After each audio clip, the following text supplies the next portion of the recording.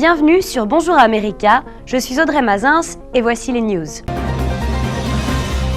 Allemagne, tuerie de Berlin. Anis Amri, Tunisien de 24 ans, un malfrat connu sous plusieurs identités et dont la demande d'asile avait été rejetée par l'Allemagne en juin dernier. Amri aurait dû être expulsé, mais la Tunisie a mis plusieurs mois avant de reconnaître sa citoyenneté.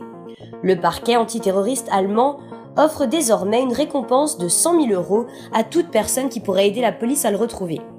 Ralf Jager, le ministre de l'Intérieur du Land de Rhénanie du Nord-Westphalie, a aussi relevé qu'Anis Amri faisait déjà l'objet d'une enquête criminelle car il était suspecté de préparer une action terroriste pouvant mettre en danger la sécurité nationale. Conséquence de cet avis de recherche, les forces de police du vieux continent sont sur le qui-vive, notamment dans les gares et les aéroports. Le suspect est présenté comme un proche de la mouvance salafiste islamiste. Allemagne, l'extrême droite et Angela Merkel.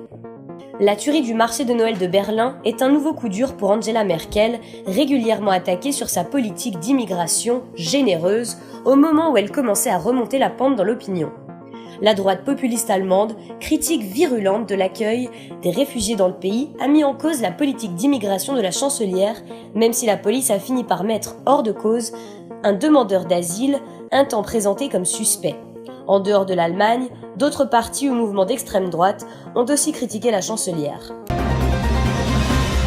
France, police et légitime défense. Le ministre de l'Intérieur, Bruno Le Roux, a présenté au Conseil des ministres un projet de loi visant à assouplir les règles de la légitime défense, une mesure réclamée depuis longtemps par les syndicats de police.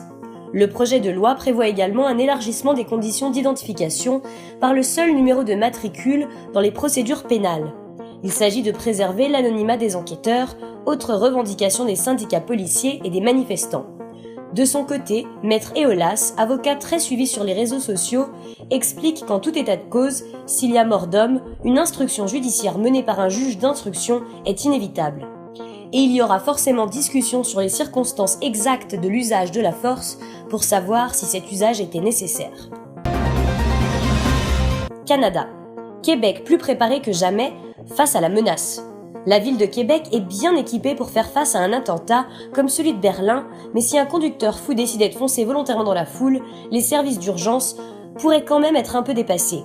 Récemment, le policier Jean-Pierre Verville, directeur du projet K, a fait le point sur le grand chantier amorcé en 2012 pour mieux préparer la ville de Québec à faire face à des situations d'exception, comme notamment des attaques armées. Monsieur Verville estime que 88% des objectifs ont été atteints. Mais selon les dirigeants du Québec, il serait imprudent de se croire à l'abri des catastrophes et il faut convaincre la population de s'y préparer.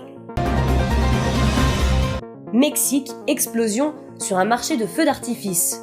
Une explosion sur le plus grand marché de feux d'artifice du Mexique a fait au moins 29 morts et 70 blessés à Tultepec, près de Mexico. L'explosion s'est produite vers 14h50 sur ce marché spécialisé en produits pyrotechniques qui accueille traditionnellement de nombreux visiteurs à l'approche des fêtes de Noël. 26 personnes sont décédées sur place et 3 à l'hôpital. Les images diffusées sur les réseaux sociaux montrent une impressionnante série d'explosions multicolores suivies par un important dégagement de fumée.